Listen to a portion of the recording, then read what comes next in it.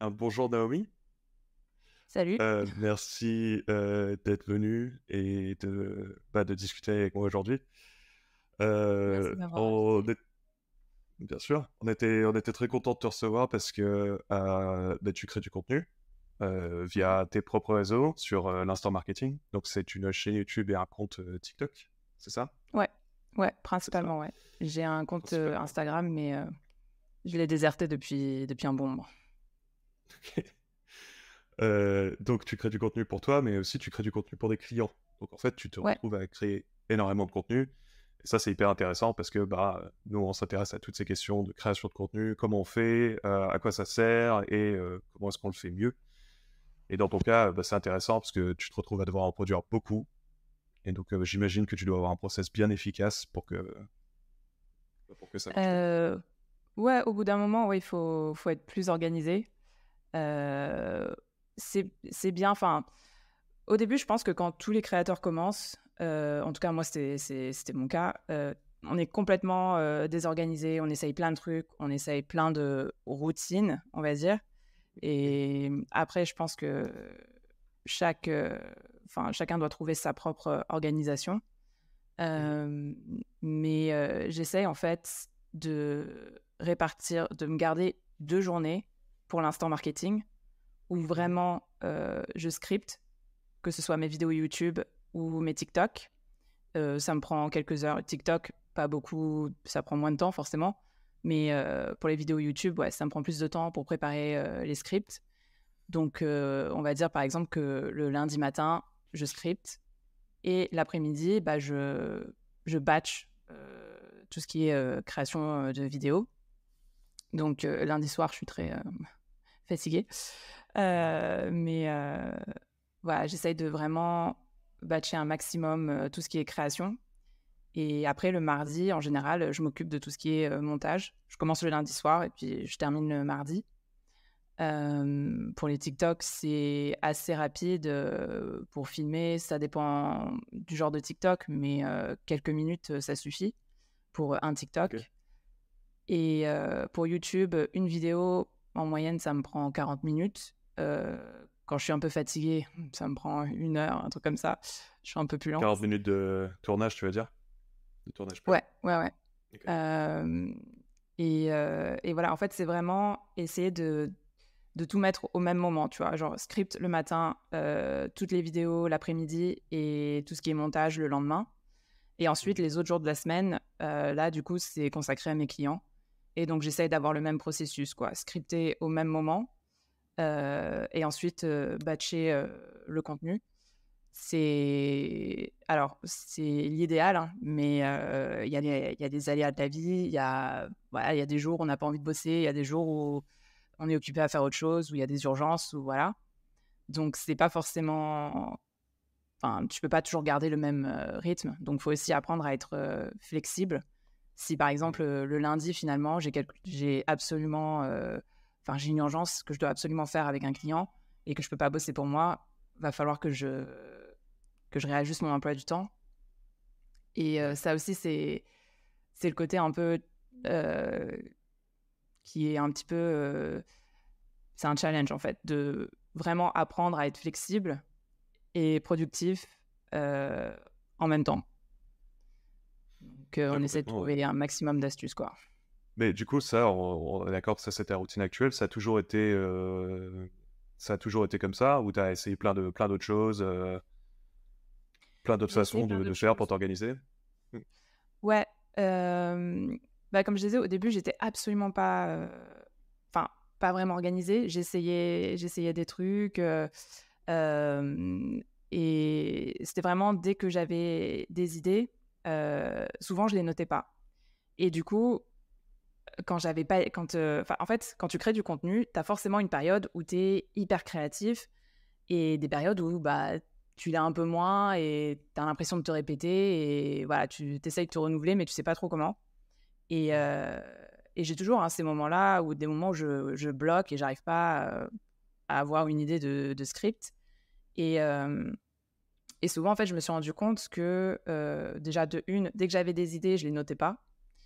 Et ça paraît tout bête, hein, mais même quand c'est des idées, un début de script, une phrase ou peu importe, un truc qui te vient en tête, une réflexion, maintenant je note tout sur mon téléphone.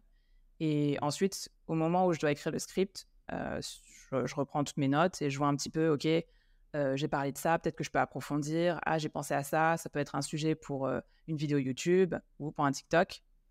Et donc ça, avant, je le faisais pas et maintenant, je le fais, donc ça m'aide beaucoup plus et je le recommande. Mhm. D'avoir vraiment une note sur ton téléphone, c'est rempli de brouillons, voilà. Après, non, j'avais pas vraiment de jour défini non plus.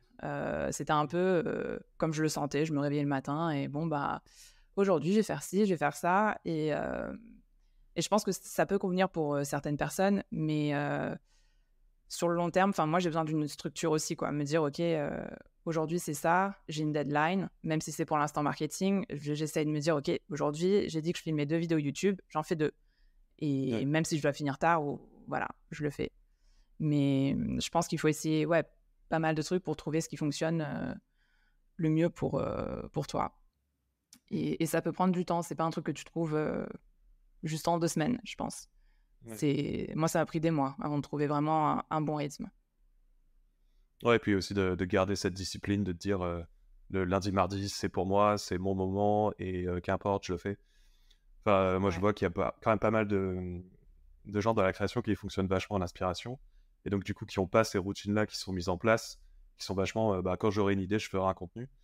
Euh, Moi, je suis un petit peu comme ça, je suis un peu trop comme ça. Et le problème, c'est que c'est comme tu dis, tu le fais à l'instinct, tu travailles le matin et tu vois l'inspiration en fonction de comment ça se passe. Mais moi, je me rends compte qu'en fait, l'inspiration, t'en as jamais assez, quoi.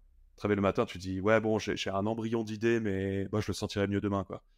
Et en fait, le Ouais. lendemain, tu te réveilles et l'idée, soit tu l'as oubliée, soit enfin, soit t'as pas assez étoffé, et donc en fait, tu t'y mets jamais. Et c'est sûr qu'avoir des jours comme ça pour avoir une vraie routine, c'est hyper important. Et c'est assez contre-intuitif parce que dans la création, tu imagines bien que l'inspiration joue une grande part, et donc de dire il faut absolument une routine, ça va un peu à l'encontre de ça. Mais Ouais. oui, c'est un point commun qu'on retrouve avec quand même beaucoup de créateurs, que beaucoup fonctionnent voilà, sur un planning assez strict, quoi.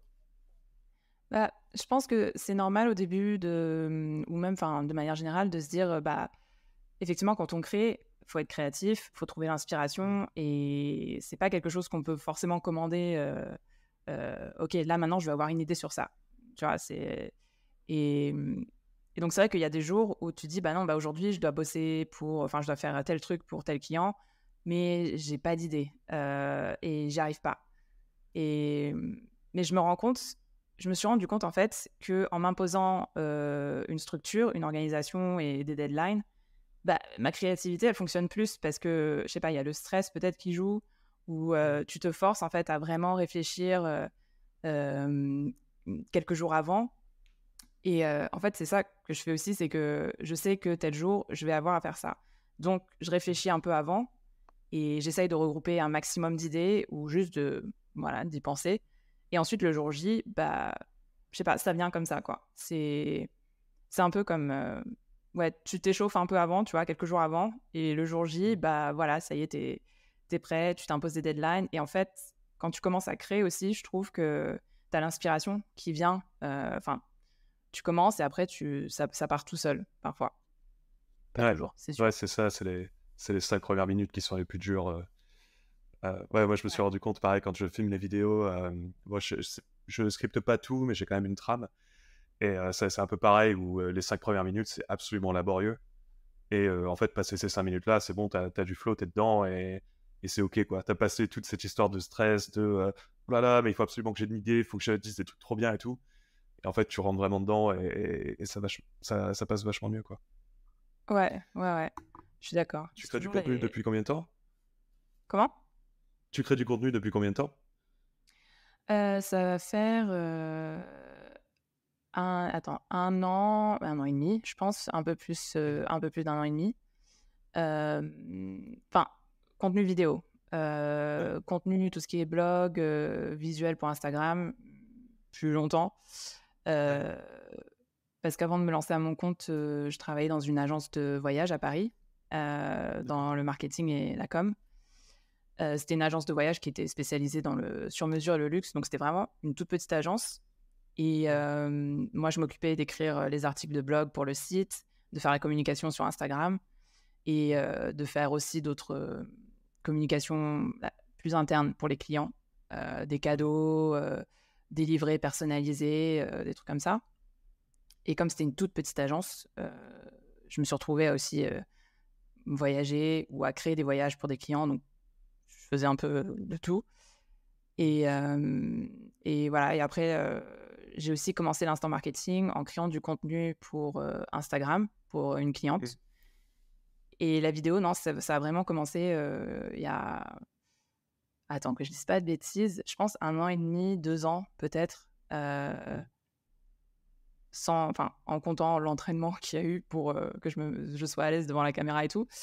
Mais ouais, à peu près à ce niveau-là, ouais. C'est l'arrivée de TikTok qui t'y a poussé ou qu'est-ce que ça a été quoi le déclencheur?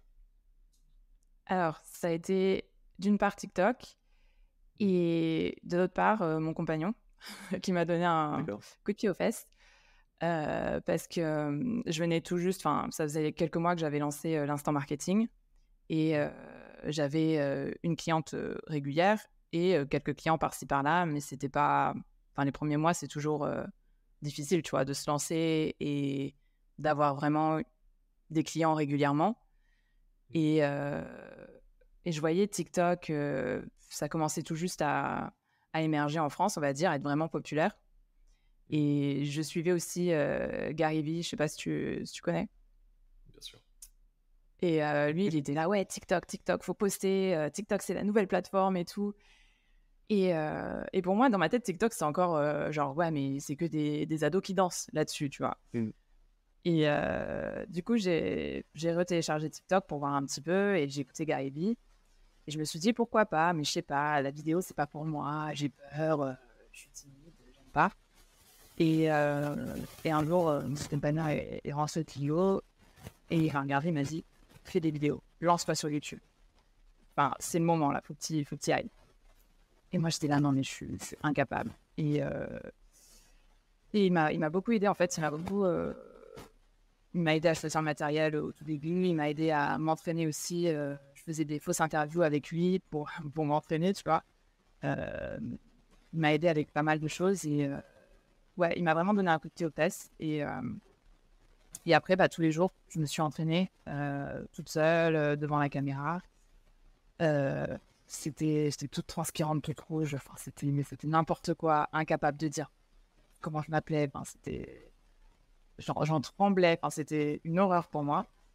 Et après 1 mois et demi, j'ai posté ma première vidéo sur YouTube qui m'a fait ne plus là, heureusement. Je l'ai mise en privé. Mais voilà, c'était pas un début facile. C'était vraiment genre sortir de ma zone de confort à fond, quoi. Et tu dis que tu as commencé à faire des vidéos comme ça pour toi, sans les publier, juste pour te mettre à l'aise. Ça t'a pris combien de temps avant d'être à l'aise? Franchement, ça a dû me prendre facile quasiment 1 an, hein, je pense. Même quand je commençais à publier sur TikTok, YouTube, j'étais encore...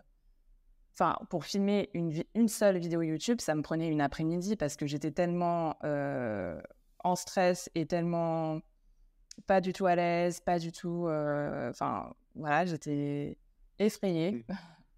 Et pareil pour TikTok, ça me prenait du temps aussi.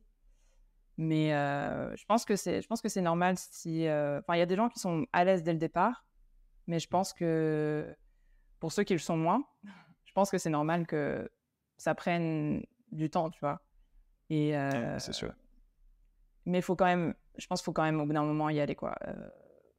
Tu t'entraînes pendant un petit moment, ok, mais il ne faut pas attendre que ce soit parfait ou attendre que tu sois 100% à l'aise, parce que ce qui t'aide aussi, en fait, à devenir à l'aise, c'est le fait de publier, et de publier depuis déjà un bon moment, et d'avoir des retours de gens, de voir que ton audience, elle aussi, elle engage avec ton contenu, que tu as des commentaires positifs. Et et de voir en fait que bah, même si tu as peur et que tu te sens pas complètement à l'aise, tu avances, tu vois, petit à petit. Et par rapport à il y a 2 mois, bah, tu te rends compte que tiens, je vais plus vite pour, faire une vidéo ou tiens, le script, je l'ai eu comme ça ou bah, je me sens un peu plus à l'aise. Peut-être que maintenant, je peux faire un live avec quelqu'un.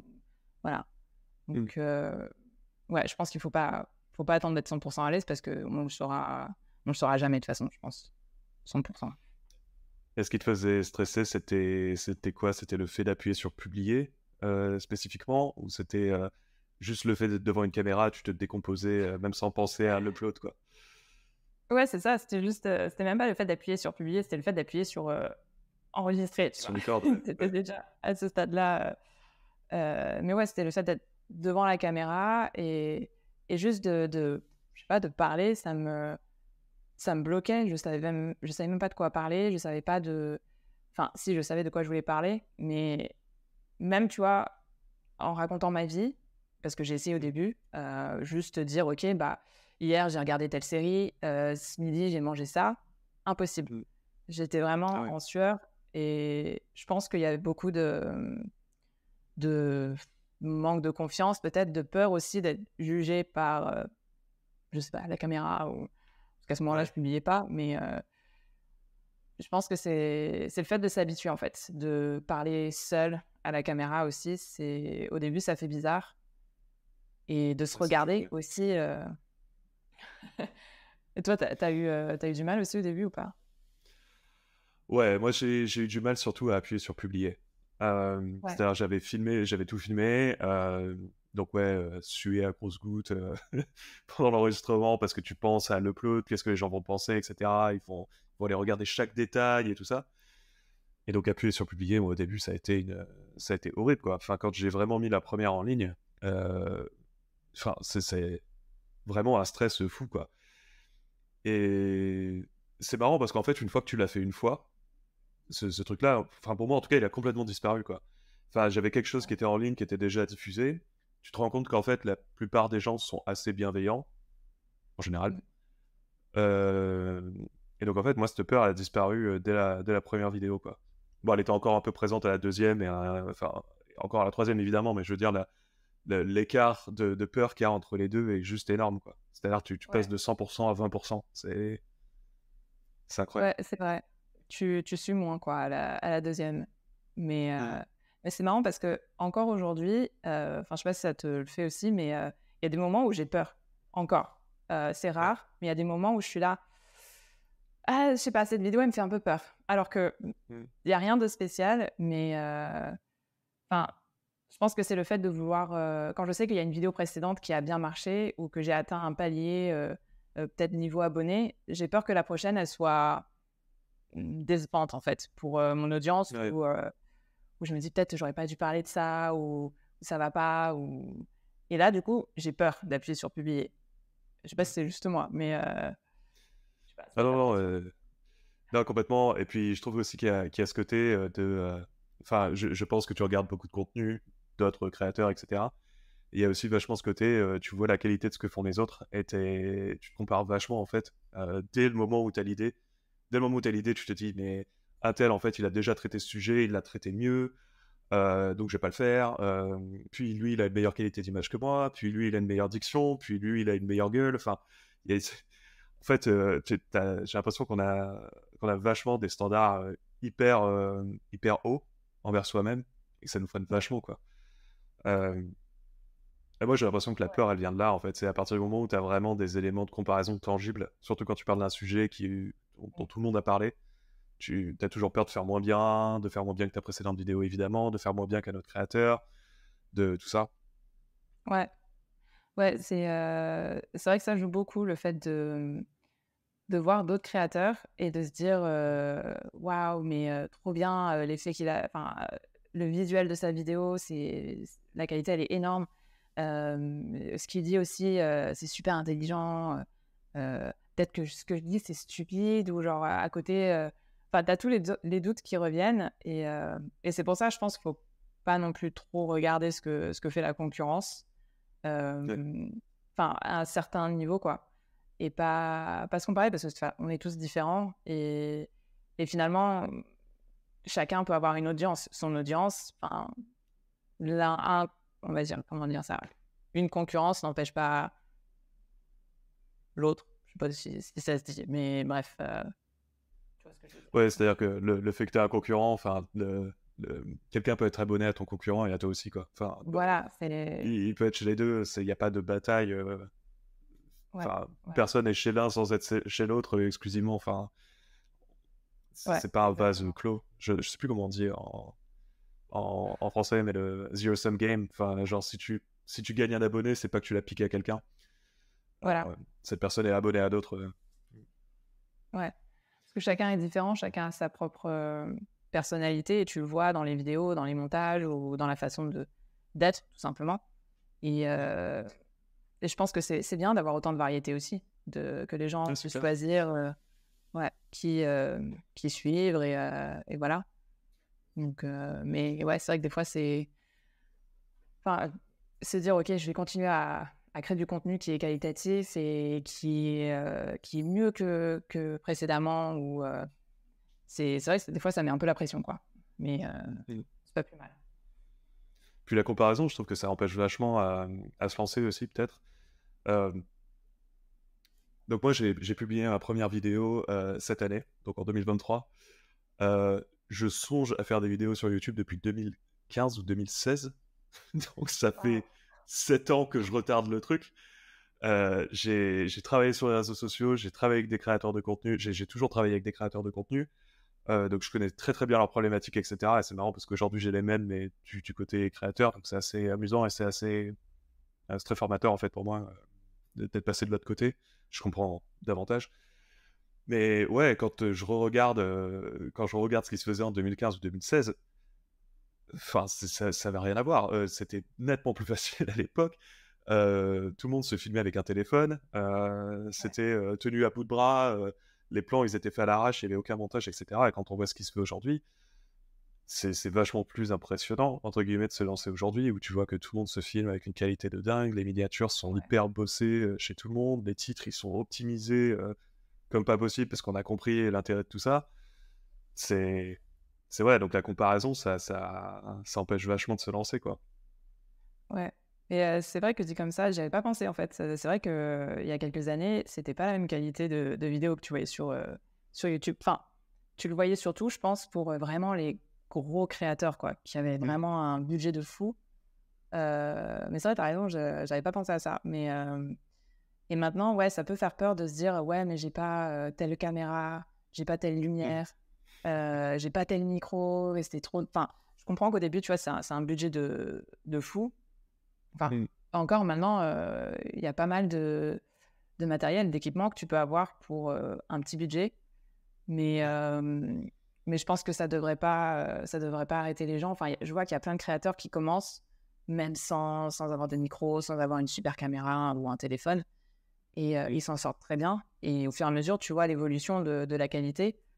Je pense ce qui est important, c'est surtout ce que tu dis, en fait. Enfin, le contenu que tu délivres.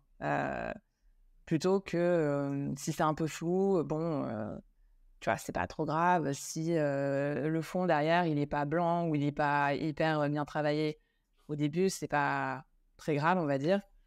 C'est clair. Enfin, ça devrait pas être un critère pour arrêter les gens et enfin, pour les empêcher de commencer. Non, Mais c'est clair. ouais. Mais bien que tu te sois lancé après tant de réflexion. Merci. Tant de réflexion et de doute. Ouais, bah, Tu... en France. Pardon? Je pense que c'est normal. Enfin, clairement, sans mon Ouais, compagnon, je pense que peut-être que j'aurais attendu trop longtemps avant de lancer ma première ouais, vidéo aussi. Mais ouais, c'est c'est sûr, pas il le faut un bon. déclencheur. Ouais, ouais, ouais. Toi, c'était quoi ton déclencheur?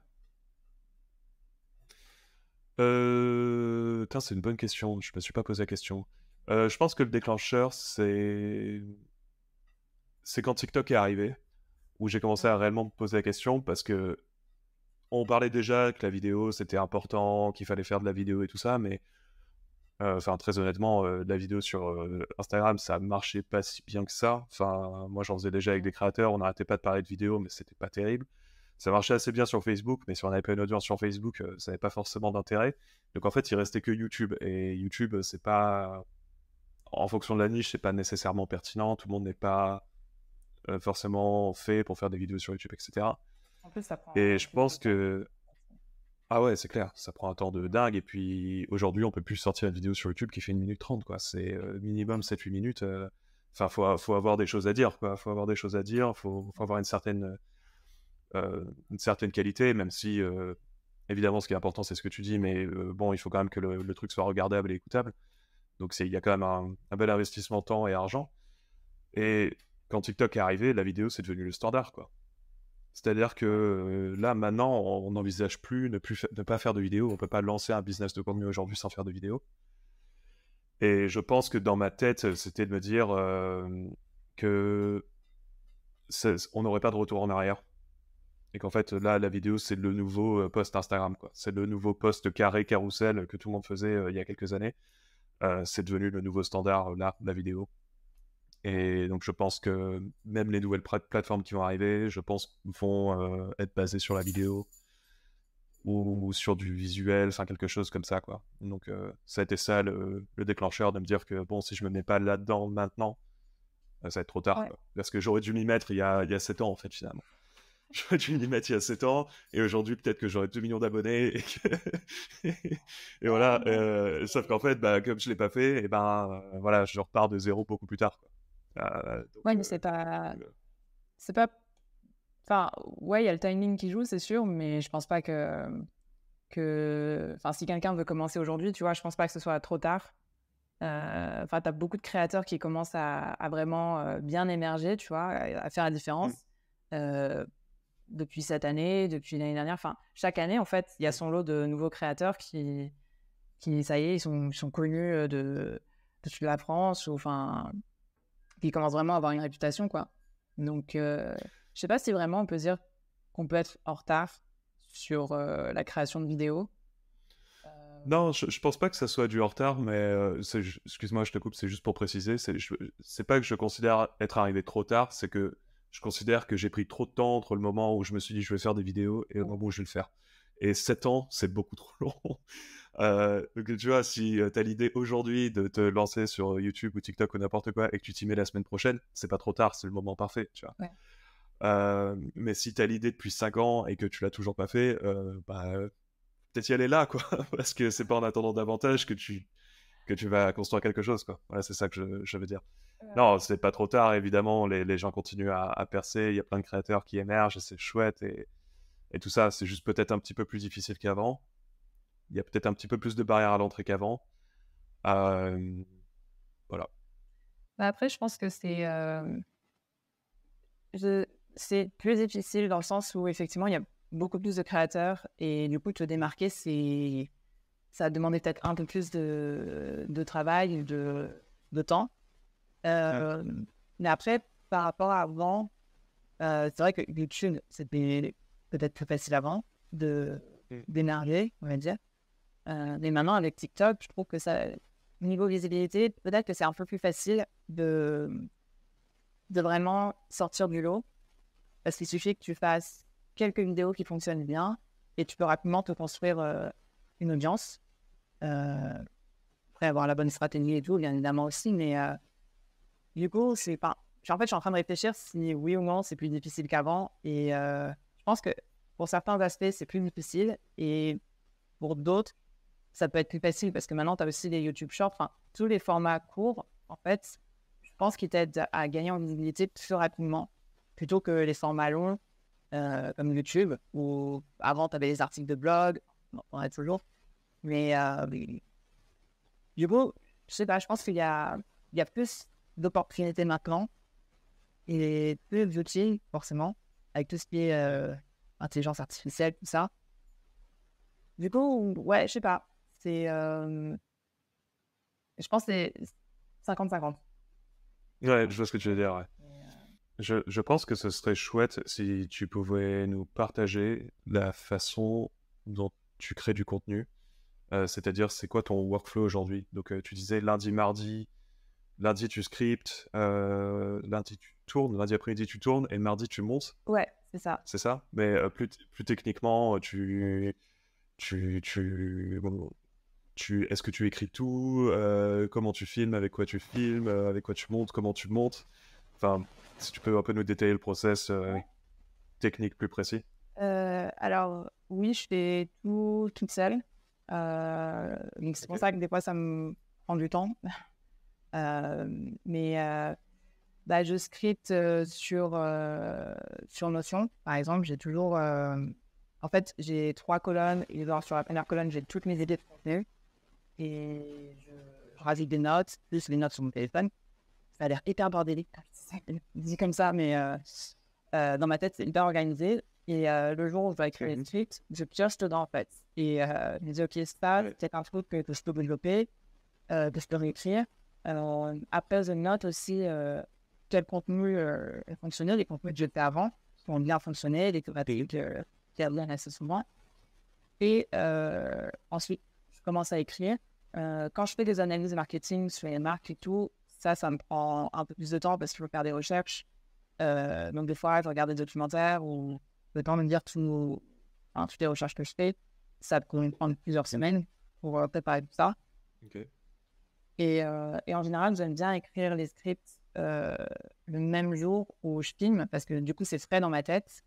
Et, et au niveau de... Bah, au moment où je commence à filmer, c'est beaucoup plus simple pour moi. Après, pour les scripts, Et quand tu scriptes, tu écris tout ça ou c'est... tu t'es vraiment sur une... Ah, pardon, excuse-moi. Non, non, pas de souci, pas de souci. Euh, euh, ouais, pour YouTube, j'écris... Je pense que c'est beaucoup plus développé. J'écris pas forcément toutes les phrases, mais ouais, j'écris plutôt... C'est un mix entre bullet points et phrases complètes, quoi. Parce que j'ai trop peur sur Ouais. YouTube de louper des idées, ou, tu vois, de m'emmêler. Comme c'est du long format et que tu filmes en continu, enfin, tu filmes pendant plus longtemps, quoi. Donc, tu peux facilement te perdre dans tes pensées et du coup avoir un fil, un script qui est complètement décomposé, quoi. Mais donc, pour YouTube, je suis vraiment beaucoup plus organisée. J'ai le titre de la première partie, le titre de la deuxième partie. À l'intérieur des parties, j'ai les différents points. J'ai peut-être 3 bullet points avec des paragraphes un peu comme ça, tu vois. J'ai vraiment les idées principales. Puis je note des mots-clés pour des exemples, voilà, pour me rappeler. Ensuite, pour TikTok, par contre, c'est que bullet points pour TikTok. Ouais. C'est parce que c'est des formats courts, donc c'est plus facile, entre guillemets. Il y a moins de risques que tu te perdes dans tes cassettes. Donc, c'est vraiment juste pour avoir on va dire, outline pour le script. Donc, ensuite, l'après-midi, dans le film. Et en fait, dans mon appartement, j'ai déjà le setup. Donc, déjà avec vos lumières placées, D'accord. ou déjà avec la caméra qui est sur le trépied. Et j'utilise, pour les vidéos YouTube, j'utilise au tout début, j'utilisais mon téléphone, c'est l'iPhone 13 Pro, mais depuis quelques mois, j'utilise ma grosse caméra, le réflexe, c'est un Nikon D500. C'est pratique Ok. sans être pratique. C'est pratique parce que je l'avais déjà là, parce que je faisais déjà des photos et tout. Et c'est pas pratique pour faire des vidéos parce que je me vois pas en fait. Tu sais, t'as des caméras où tu peux Ouais, retourner. il a pas d'écran. Ouais, et tu peux faire. C'est plus facile pour faire le setup. Là, je l'ai pas, donc des fois, je galère. Je fais différents tests en fait. Quand je commence à filmer, je teste en fait et je regarde après sur l'ordi qu'est-ce que ça donne. Ok, c'est bon, je suis bien en focus, je peux commencer. Mais c'est pour ça que je touche pas à mon setup. Il est là, les lumières, elles sont Ok. posées. Tout ce que j'ai à faire, c'est allumer, éteindre et c'est tout. Parce que au début, c'est ce qui me faisait perdre du temps, c'est que je rangeais tout à chaque fois. Et après, tu vois, ça me prenait 20 minutes, voire une demi-heure pour retrouver le bon setup, pour avoir la bonne lumière, le bon truc. Et ça me faisait perdre un temps fou. Donc ça, je recommande, genre, si tu as vraiment beaucoup de lumière et que tu es fixe quelque part, vraiment d'avoir déjà le setup. Déjà, pour toi, ce sera beaucoup plus simple de démarrer, tu vois, parce que des fois, tu n'as pas spécialement envie ou tu n'es pas spécialement motivé pour faire de la vidéo. Tu es là, OK, aujourd'hui, il va falloir que je filme plein de vidéos. Mais le fait que tu aies juste à t'asseoir, prendre ton micro, appuyer sur enregistrer, déjà, ça facilite la tâche. Et donc ensuite, je filme, par exemple, mes premières vidéos YouTube. Je les mets sur mon ordi et j'enchaîne avec TikTok. Et là, TikTok, c'est un différent setup, mais tout ce que j'ai à faire, c'est bouger une lumière, en fait, et prendre le D'accord. trépied pour mon téléphone. Donc ça change pas grand-chose. Et là, je filme soit avec mon téléphone, soit avec la caméra, ça dépend. Mais vraiment, je pense que ce qui peut aider, c'est avoir déjà un setup pour faciliter la tâche. Ça, je pense que c'est un gros plus. Le mardi, je commence le montage et en général, ça me prend, pour les vidéos YouTube, ça me prend 1 journée et demie, je pense, en moyenne. Ouais, c'est surtout pour couper en fait les séquences que je garde pas. Ça me prend peut-être 2-3 heures. Et en fait, après, c'est le reste, quoi, pour trouver, pour mettre les effets, pour créer les visuels que je vais ajouter à la vidéo, les trucs comme ça. C'est ça qui prend le plus de temps. Ouais. Et voilà. Pour TikTok, en général, j'édite le lundi soir, 1 ou 2 vidéos, ça dépend si j'ai le temps ou pas. Et après, c'est juste avant de poster, bah, c'est à ce moment-là que j'édite, en fait, un peu tous les jours. Et quoi d'autre? Ou sinon, des fois, dans la semaine, j'ai pas forcément le temps aussi d'éditer. Mais au moins, tu vois, j'ai déjà plein de vidéos qui sont là, qui sont prêtes à être montées. Donc, ça me fait aussi pas mal de contenu déjà filmé, quoi. Et après, Ok. écoute, c'est tout. Pour les vidéos YouTube, ah oui, quand j'écris le script, pour en revenir au script, c'est un peu dans tous les sens. Mais quand j'écris le script YouTube, je pense aussi à la miniature, en fait. Qu'est-ce que je vais mettre sur la Ouais. miniature qui va être intéressant? Au début, je le faisais pas forcément, je me disais: «Ça va venir». Et en fait, on m'a souvent fait la remarque: «Fais attention, travaille bien tes miniatures, je pense que ça peut être, enfin, tu vas voir la différence, quoi». Et du coup, maintenant, je me force à écrire le script et plus ou moins en même temps, réfléchir au titre de la vidéo et au titre que je vais mettre dans la miniature Mm. pour vraiment que ce soit impactant. Et je les note et à la fin, je choisis celle qui me paraît la plus pertinente. Et des fois, les semaines, je change la miniature d'une vidéo YouTube que j'ai publiée pour tester un peu, voir si ça rapporte plus de trafic ou pas, si ça marche mieux ou pas. Donc ça, c'était pour YouTube. Voilà. Et j'imagine que tu as ce même process quand tu travailles pour des clients? Ouais, mais pour les clients, je fais pas encore de vidéos YouTube. Hem, Ouais. je fais plutôt des vidéos pour Instagram, TikTok et des vidéos de formation aussi. Donc ça, c'est plutôt privé, enfin, c'est pas sur les réseaux, quoi. Mais Ouais. ou création de contenu visuel pour Instagram et Ok. stratégie aussi. Donc c'est plus varié. Et tes clients, tu les as eus via ton contenu? C'est ton contenu qui t'a permis d'avoir des clients aujourd'hui? Ouais. Dès que j'ai commencé, en fait, à publier sur TikTok, je crois peut-être la 2e ou 3e semaine, j'ai déjà eu 3 demandes de devis et il y en a sur les 3, il y en Ok. a un Ouais. qui s'était confirmé. Donc j'ai pu avoir un client récurrent sur quelques mois déjà. Et donc je Ok. me suis dit: «Waouh, TikTok, c'est vraiment efficace». Et en général, maintenant, quand j'ai toujours des clients qui me viennent de TikTok, et la chose qui revient le plus, c'est «Ah, ton contenu me parle» ou enfin, «Ce que tu dégages ou ce que tu dis, pour moi, c'est pertinent» et voilà. Donc je me dis: «C'est vraiment, si tu crées du contenu qui résonne vraiment avec ton audience, tu fais la différence». Et finalement, c'est pas le nombre d'abonnés qui compte à la fin, c'est vraiment, ce que tu renvoies et les informations que tu donnes, le type de contenu que tu vas créer et voilà. Donc ouais, le contenu, c'est vraiment, même sur Instagram, quand je faisais des visuels avant, c'est ce qui me ramenait aussi des clients. Après, je prospecte aussi, hein, de temps en temps. Quand je vois des recherches, des gens qui cherchent des créateurs de contenu, je me dis: «Pourquoi pas? Cette marque, j'aime bien, on tente». Et, Donc voilà. et en général, tes clients, quand ils quand ils tombent sur ton contenu et qu'ils veulent travailler avec toi, ils ont quoi comme type de demande? Ça dépend. Alors, j'ai des audits TikTok. Donc, en fait, D'accord. j'analyse leur compte et à la fin, je leur donne un document, on va dire un PDF, où il y a vraiment toutes les recommandations. Et en fait, je fais ça sur Loom. Je sais pas si tu connais, ou en fait, voilà, je fais des vidéos où Ouais, j'explique. tu filmes ton écran Voilà, c'est et... ça. Donc, je leur montre en fait leurs vidéos TikTok, certaines qui ont bien fonctionné, pourquoi ça a fonctionné, pourquoi celle-là, elle fonctionne moins. Ensuite, par écrit, je leur donne des recommandations aussi. Enfin, c'est un mix des deux. Donc ça, j'en ai quelques-uns. Euh, ensuite, attends, c'était quoi ta question? Ah oui. Le... ensuite, ça dépend des demandes. J'ai des demandes en stratégie, créer une stratégie de contenu pour se développer sur les réseaux sociaux. J'ai aussi de la création de contenu vidéo, tout simplement. Donc, il y a ça. Et j'ai aussi des demandes pour tout ce qui est création de sites internet ou identité visuelle, parce que je faisais ça D'accord. avant aussi.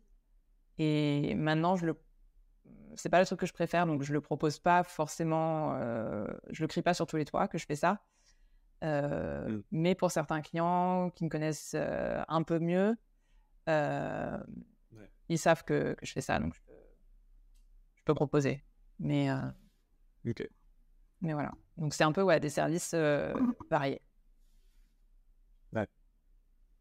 Tu disais, donc tu fais des audits TikTok. Donc du coup, est-ce que en quelques mots, pourquoi un TikTok fonctionne? Pourquoi un TikTok fonctionne bien? C'est quoi les quelques critères qui font qu'un TikTok va bien marcher? Alors, waouh, il y en a plusieurs. Je pense que c'est par rapport... alors déjà, par rapport au contenu, en général, les vidéos qui fonctionnent bien, c'est des vidéos qui sont utiles pour une certaine audience. La personne qui va regarder ta vidéo, elle va apprendre quelque chose, tu vas lui donner des conseils, des astuces, et ça peut être sur n'importe quoi, hein. Ça peut être sur de la cuisine, une façon de porter des vêtements, enfin, tu vois, c'est varié. Et donc, tout ce qui est contenu utile et ou éducatif. Et après, tu as les contenus plus divertissants, mais là aussi, même quand c'est du divertissement, il y a un code, en fait, qui revient assez souvent. Donc, soit c'est des situations qui sont reproduites en vidéo, et c'est des situations auxquelles tout le monde peut s'identifier. Des situations que tu vis en couple, des situations que tu vis en tant qu'entrepreneur, par exemple, ou voilà, de la vie quotidienne, en fait, aussi. Et donc, c'est du contenu où toi, tu t'y reconnais. Tu reconnais peut-être un pote, et donc, ce contenu-là, il est partageable. Parce que tu vas dire, ah, ça me fait penser à un tel, je vais lui partager, tu vois. Et, et donc ça joue beaucoup aussi sur, évidemment, la viralité du contenu. Euh, les autres aspects un peu plus techniques qui font qu'une vidéo fonctionne ou pas, c'est aussi tout ce qui est référencement. Ta façon aussi de créer la vidéo. Donc, quelle accroche tu vas utiliser. Et ça, c'est super important parce que ta vidéo, elle peut être géniale. Tu peux donner tous les conseils que tu veux. Ça peut être super pertinent et ou ça peut être très divertissant. Mais si tu n'arrives pas à attirer l'attention et surtout à la garder, bah, tu vois, ta vidéo, elle tombe à l'eau et c'est un peu... Ça sert à rien, quoi. Donc, en général, les vidéos qui fonctionnent aussi, elles ont une bonne accroche et elles arrivent à te garder en haleine, en fait, quasiment pendant la moitié de la vidéo, ou en tout cas pendant très longtemps. Et donc, je disais aussi, il y a le référencement qui joue beaucoup aussi sur TikTok.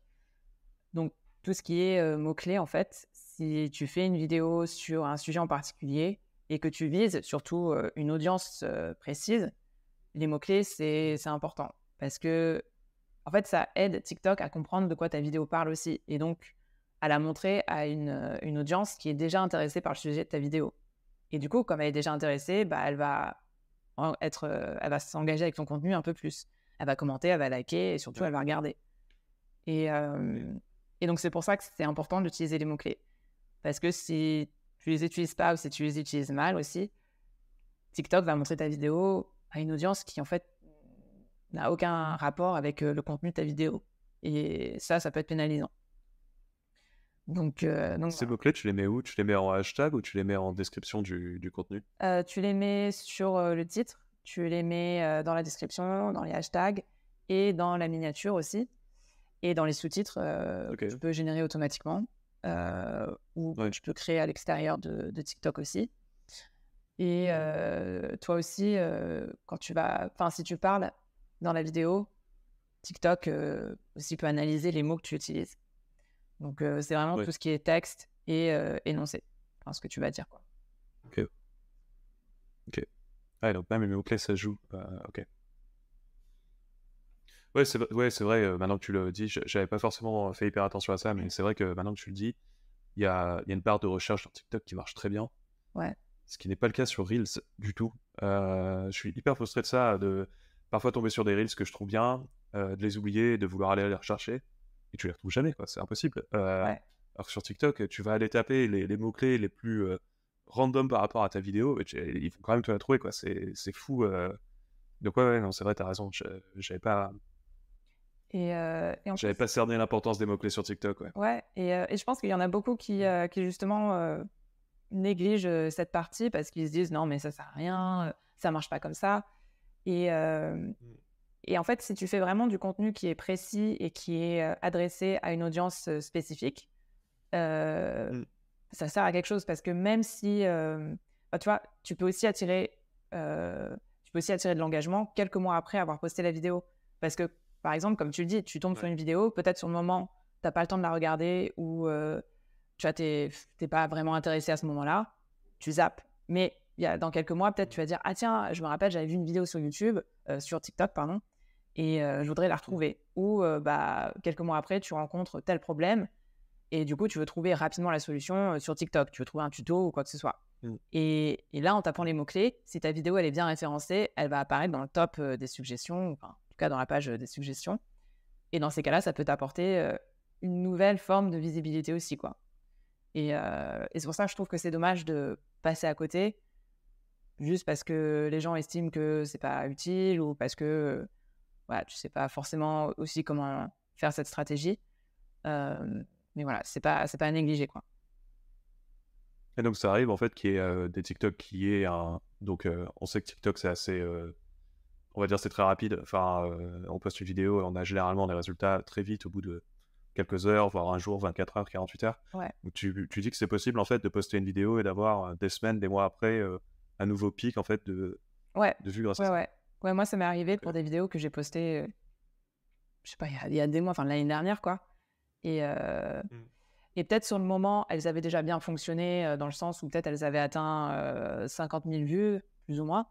Et là, il y a quelques mois, j'ai re-regardé parce que je voyais encore des gens qui aimaient ou qui commentaient cette vidéo en particulier. Enfin, une vidéo où je parle de Mm. comment faire des lives sans montrer ton visage sur TikTok. Et je voyais que les gens euh, commentaient encore là-dessus. Et je me suis dit, bah, tiens, je vais voir un peu ce que ça donne. Et cette vidéo-là, bah, maintenant, elle a fait 50 000 vues en plus, quoi. Elle a passé la barre des 100 000 vues, alors que je l'ai postée il y a des mois et que pendant des mois, elle stagnait à peut-être 40 ou 50 000 vues, quoi. Donc, ça peut vraiment ouais, donner un air frais. Enfin, ça peut vraiment redonner une nouvelle vague d'engagement à certaines de tes vidéos. Ouais. Ok. Ouais. Ok. Moi je savais pas ça. Pour moi c'était vraiment la vidéo on la poste au bout de 24 heures il y a X vues et bah tu vas garder ces X vues pendant des années parce qu'il y a plus de trafic dessus quoi. Mais ok ouais. Ah ouais, c'est sûr que si tu références bien euh, ouais, moi c'est vrai qu'au final, je me rends compte aussi, je fais de plus en plus de recherches sur TikTok quand je cherche des trucs, notamment des tutos, simplement parce que YouTube, c'est devenu un peu comme Google, où en fait, c'est devenu très long, c'est devenu suroptimisé pour tout, et donc en fait, on perd beaucoup, beaucoup de temps. Enfin, je sais pas, des fois, tu cherches un tuto sur YouTube pour une micro-tâche super précise, en fait, la vidéo, elle dure 15 minutes, il y a 7 minutes de lead magnet, et il y a... Enfin, c'est une catastrophe, quoi. Et c'est vrai qu'au final, j'utilise de plus en plus TikTok pour ça, ouais, parce que tu sais que tu vas avoir la réponse en 30 secondes Ouais, ouais. ou une minute, quoi. Ouais, c'est vrai. C'est le même problème en fait qu'il y avait au début avec les blogs Mm. où les gens commençaient à se plaindre parce que maintenant quand tu cherches une recette de cuisine, Sur les blogs, bah, maintenant, tu as genre toute l'histoire de pourquoi telle recette, tu as l'histoire de la famille ou je sais pas quoi.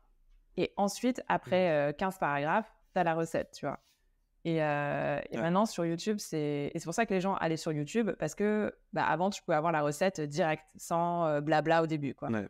Et maintenant, tu vas sur TikTok, parce que sur YouTube, comme tu dis, c'est 7 minutes de lead magnet, et peut-être tu auras 2 minutes où vraiment c'est « Ok, c'est ça que je veux ». Et voilà, quoi. Alors que, ouais, sur TikTok, c'est plus, ouais, c'est droit au but, quoi. Et c'est pour ça que je pense que les gens font encore beaucoup plus de recherches sur TikTok. Parce que finalement, la réponse, elle est juste là, quoi. Et tu perds moins de temps Et- à la voir. Et ouais, je c'est voulais sûr. aussi rebondir sur ce que tu disais avant, où quand tu postes une vidéo, tu as les vues tout de suite, tout ça. Maintenant, depuis quelques mois, ça a un petit peu changé parce que tu peux poster une vidéo et peut-être que les premières 24 heures, elle va faire 1000 vues, mais parfois 500 vues. Mm. Et c'est vraiment quelques jours après où bah, d'un coup, ça va monter, tu vois. Donc, même Ok. à ce niveau-là, TikTok a évolué et parfois, ça peut prendre un peu plus de temps qu'il y a 2 ans où tu postais une vidéo et c'était tout de suite ou rien, quoi. Donc maintenant, c'est Ouais. plus... ça peut être tout de suite, mais si tu attends encore un peu, tu peux avoir plus d'engagement. Tu penses que c'est dû à quoi, ça? Bah, je pense que c'est l'évolution de l'algorithme déjà, la façon en fait Mm. que TikTok a de fonctionner, où vraiment TikTok veut garder ses utilisateurs le plus longtemps possible sur sa plateforme, logique. Et Ouais. donc leur objectif, c'est aussi de te proposer du contenu qui est pertinent pour toi. Et du Ouais. coup, je pense que au lieu de te proposer tout et n'importe quoi, il faut qu'ils fassent le tri et qu'ils comprennent quelle vidéo pourrait intéresser quelle audience. Et, Mhm. et parfois, je pense que ça peut peut-être... Alors ça, c'est que des spéculations, hein. Je ne travaille pas chez TikTok, je ne sais pas du tout comment fonctionne vraiment tout ça en arrière-plan. Mais Mhm. je pense que pour TikTok aussi, ça prend peut-être un peu plus de temps de comprendre, OK, de tester en fait ta vidéo, de voir, OK, première audience, non, ça marche pas trop. Deuxième audience, ah, peut-être. Et au fur et à mesure, tu vois, s'il y a un groupe d'audience qui commence à vraiment bien fonctionner, bah, les gens vont partager ta vidéo, vont interagir et TikTok va pousser cette vidéo-là, quoi. Donc, je pense que c'est surtout un souci de proposer du contenu qui correspond à ce que l'utilisateur veut voir pour que l'utilisateur reste et revienne sur TikTok.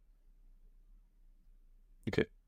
Ouais, donc en fait, c'est des phases de test plus lentes, plus longues, peut-être plus Ouais, approfondies de TikTok pour tester le contenu. je pense, ouais. Ok.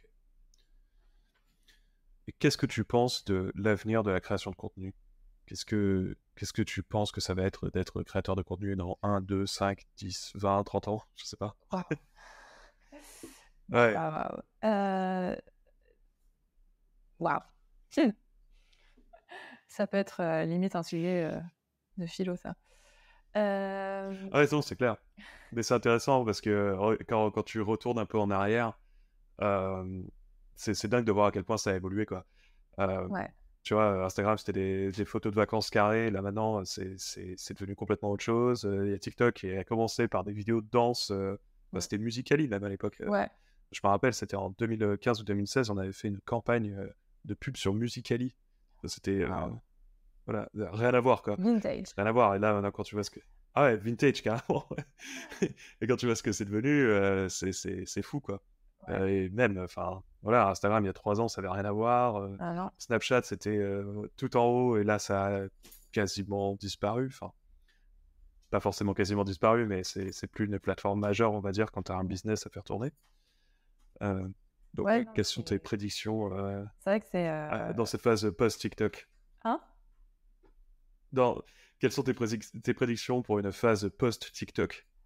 Waouh, ouais, c'est TikTok, je sais pas. Alors, je pense déjà que de toute façon, le contenu vidéo, ça va rester. Parce que tu vois, même maintenant, quand les gens font des podcasts, ils filment ce qu'ils font et après, ils mettent ça sur YouTube.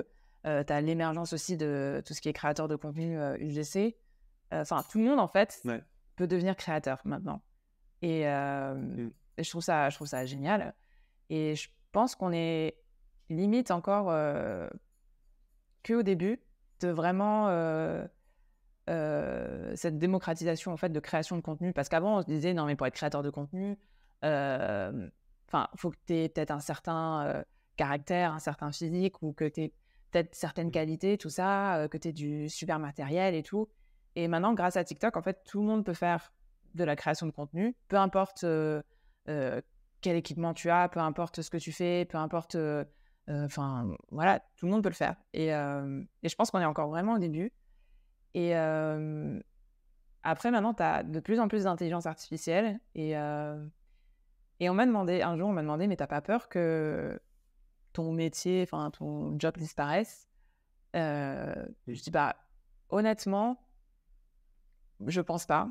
Parce que, alors, oui, tu as l'intelligence artificielle qui peut faire des influenceurs. Tu peux créer des trucs, voilà, ça existe déjà. Ils peuvent faire des vidéos, enfin bref. Mais je trouve que ce qui manque, c'est la créativité et évidemment cette sensibilité qu'on a, nous les humains. Parce que pour l'instant, c'est pas assez développé. Mais peut-être que, je sais pas, dans 10 ans, ce sera beaucoup plus développé. À voir. Moi, j'adore utiliser ChatGPT ou d'autres intelligences artificielles qui peuvent me faciliter mon boulot et qui peuvent m'aider à être beaucoup plus productive et efficace. Donc, je suis vraiment pas contre ça. Mais je pense vraiment que les gens ont besoin de s'identifier à quelqu'un. Ils ont besoin de se retrouver dans le contenu d'une personne. Parce qu'ils vont suivre tel créateur, parce que c'est la personnalité qui plaît, parce que, tiens, il ou elle fait ça et je me reconnais dedans. Ou, tu vois, il y a un truc, en fait, il y a un feeling. Et je pense que ce feeling-là, tu l'as pas forcément avec l'intelligence artificielle. Tu le perds, en fait. Et tu le vois quand tu demandes à ChatGPT d'écrire un script sur YouTube. Déjà, faut que tu lui donnes des informations précises, que tu lui donnes exactement ce que tu veux. Et même avec ça, les 3/4 du temps, je réécris tout, quoi. Je réécris 99% du truc. Peut-être que dedans, il y a un truc où je me dis « Ah, tiens, ça, c'est pas mal ». Mais le reste, je trouve que vraiment, niveau créativité, il manque quelque chose. Et pareil pour le côté humain, je pense que c'est ce que les gens vont toujours rechercher et c'est ce qui fait que tu crées une communauté sur les réseaux. Et si ça me manque, je pense que ça va être difficile pour les marques ou pour les créateurs en général de vraiment se développer. Donc je pense que pour l'instant, je dirais plutôt un futur positif dans le sens où il y aura plein de nouveaux outils d'intelligence artificielle qui vont aider les créateurs à pouvoir se développer plus facilement, plus efficacement, comme des assistants en fait. Et en même temps, d'avoir toujours beaucoup plus de variété dans tout ce qui est création de contenu, d'avoir beaucoup plus de créateurs. Et voilà, donc moi je suis plutôt positive dans ce sens-là. Je pense pas que c'est un métier qui va disparaître dans quelques mois ou même dans 5 ans. Au contraire, je pense qu'on aura peut-être encore un autre niveau de création de contenu. Donc c'est very stimulus de voir ça. Mais... Ouais, je pense aussi, notamment avec l'IA. Tu disais la créativité s'en va avec l'IA. Quand tu demandes à l'IA de créer une vidéo, c'est surtout que les IA, c'est très bien pour te recracher des faits, mais c'est très mauvais pour avoir des opinions ou pour avoir un sens de l'analyse. Et je pense qu'on suit un créateur aujourd'hui pour ses opinions aussi en partie, parce qu'on adhère à ses opinions, parce que c'est une touche perso. Et je me rappelle, je sais pas si tu connais la chaîne YouTube Marketing Mania. Ouais. Ils ont sorti une chaîne sur l'IA qui s'appelle IA Mania.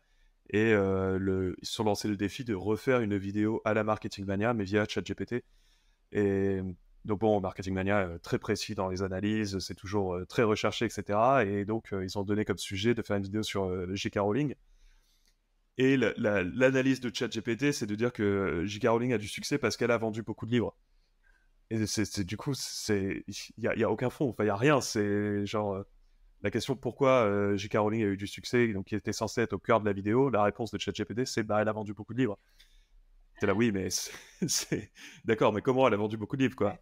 C'est quoi la recette, enfin voilà.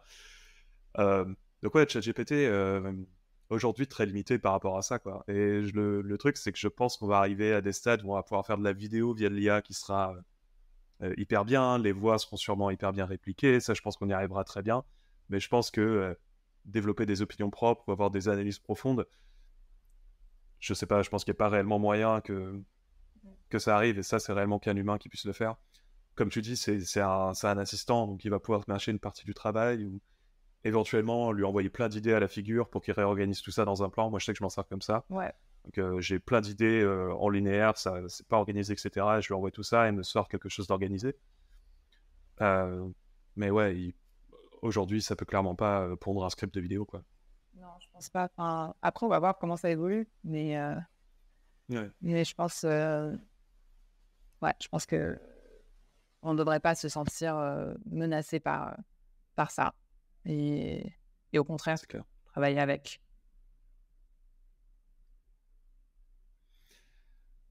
Pour arriver sur la fin, est-ce que tu as des coups de cœur à partager? Donc ça pourrait être un outil, une méthode, des techniques, des hacks, quelque chose où dernièrement tu as découvert quelque chose, tu t'es dit tiens ça c'est génial, Oula, ça me plaît beaucoup.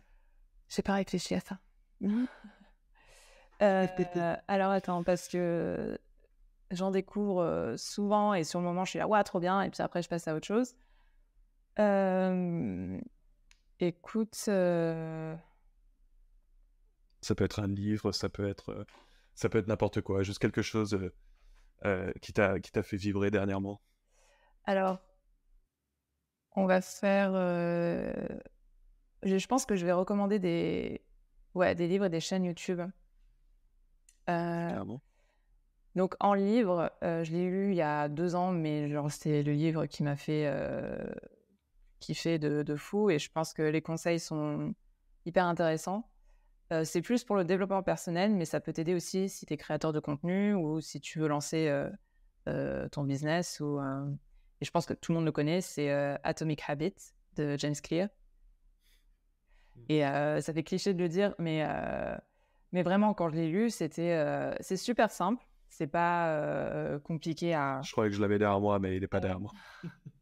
On aurait pu faire la promo un peu. Ouais, la présentation. Ouais. Non, c'est pas difficile à comprendre. C'est pas un livre vraiment qui réinvente les règles du monde, hein, voilà. Mais en fait, c'est plus une réalisation, te rendre compte que dès qu'on commence quelque chose de nouveau, on s'attend tout de suite à ce qu'il y ait un résultat derrière. On s'attend à ce que, ouais, bah voilà, je commence à faire du sport, bah demain j'aurai des abdos. Je commence à publier une vidéo YouTube, bah demain j'aurai 1000 abonnés. Et en fait, dans le livre, il te montre que, bah, enfin, en gros, il t'explique que non, parce que ce qui est plus important, c'est que ça dure sur le long terme. Et que, du coup, tu arrives à t'améliorer un petit peu chaque jour. Et c'est ce qui est important. Tous les jours, le 1% où tu t'améliores chaque jour. Donc, l'idée, c'est ça. Et je pense que ça s'applique beaucoup dans la création de contenu aussi, parce que au début, tu t'attends à peut-être avoir rapidement beaucoup d'abonnés sur TikTok, de faire des milliers de vues. Et du coup, tu te décourages quand ça n'arrive pas. Et je pense que c'est le problème de beaucoup de créateurs ou de gens qui veulent se lancer à leur compte. Et de voir que, bah, en fait, il n'y a rien qui se passe. Alors que bah, si tu continues à persévérer chaque jour, si tu continues à t'améliorer en fait tous les jours sur un aspect en particulier, pour moi c'était la création de vidéos par exemple, tu le vois pas forcément, et c'est quand tu reviens en arrière, quand tu regardes tes premières vidéos, tu te dis mais waouh, je pensais que ça c'était regardable, et en fait pas du tout. Comment les gens ont pu regarder ça, tu vois?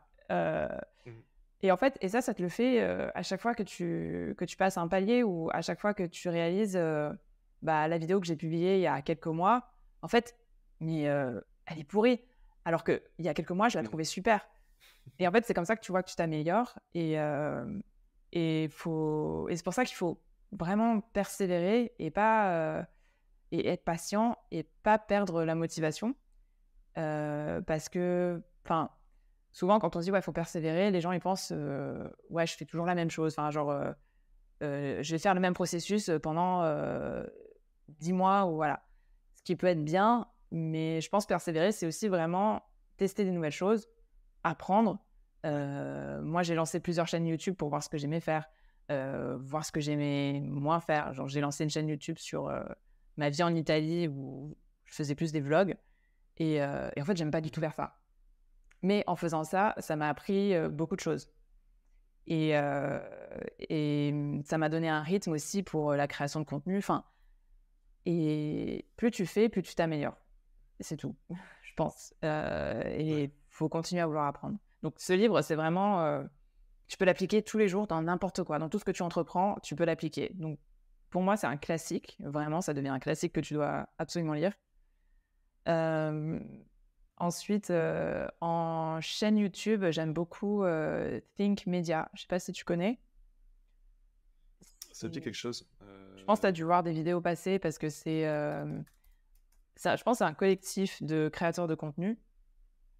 Et en fait, ils me donnent des conseils sur les stratégies sur YouTube, sur quel micro utiliser. Ils font des tests aussi de caméra, tout ça. Donc, c'est vraiment autour de la création de vidéos. Et j'aime beaucoup les conseils qu'ils donnent. C'est pertinent. Donc, ça a été une bonne découverte. Et autre chose aussi, ouais, c'est tout. Après, niveau outils, bah... moi, c'est surtout, j'utilise, je pense, les trucs de base, Notion, Canva, Premiere Pro, CapCut. Les classiques. Voilà. J'adore Notion aussi. J'utilise Notion depuis des années, des années. C'est un des rares outils qui est vraiment resté avec moi. Ouais. Parce que j'adore les outils, mais à chaque fois, j'en découvre un et je suis hyper emballé. En fait, 3 jours après, c'est terminé, quoi. Ouais. Et Notion, c'est vraiment le truc qui est resté avec moi pendant des années, des années, des années, quoi. Pareil, ouais. Et ouais, pareil, Atomic Habits, ouais, ça a été pareil pour moi, grosse claque. Et je crois que ça a été la même stat que tu as dit, qui est de faire mieux de 1% chaque jour. Je crois qu'il dit dans le livre, si tu fais mieux de 1% chaque jour, à la fin de l'année, tu te retrouves à avoir à t'être amélioré 37 fois. Ou quelque chose comme ça, parce que voilà, avec l'accumulation et les intérêts composés des 1%, 1%, 1%, 1%. Et je pense que ça m'a sorti beaucoup de perfectionnisme en moi, à me dire, ouais, en fait, j'ai pas besoin d'être 2 fois plus performant aujourd'hui que je l'étais hier, quoi. J'ai juste besoin de faire un tout petit peu plus et ça ira, quoi. Ouais. Ouais, mais c'est ça. Et je pense, ouais, ça peut vraiment... En fait, on s'en rend vraiment pas compte. C'est con à dire, hein, mais quand tu dis, bah oui, effectivement, si tous les jours, je fais ça un petit peu, forcément, je vais m'améliorer. Mais quand tu te lances dans un projet ou quand tu commences à créer du contenu, tu ne penses pas forcément. Tu te dis, comme tu dis, je veux que tout soit parfait, ou tu vois pas, tu es tellement dedans que tu vois pas les progrès en fait que tu as fait et le chemin que tu as parcouru pour, voilà, pour avoir des clients, pour avoir de la visibilité, pour faire ce que tu voulais faire, quoi. Et donc, c'est pour ça que je pense que ce livre, il est bien. Et une réalisation aussi que j'ai eue récemment, que je voudrais partager parce que je pense que c'est important aussi en tant que créateur de contenu, c'est par rapport au type de contenu que tu publies sur surtout sur YouTube en fait, ou sur les réseaux sociaux en général. Souvent, c'est est-ce qu'il faut la qualité ou la quantité. Et récemment, en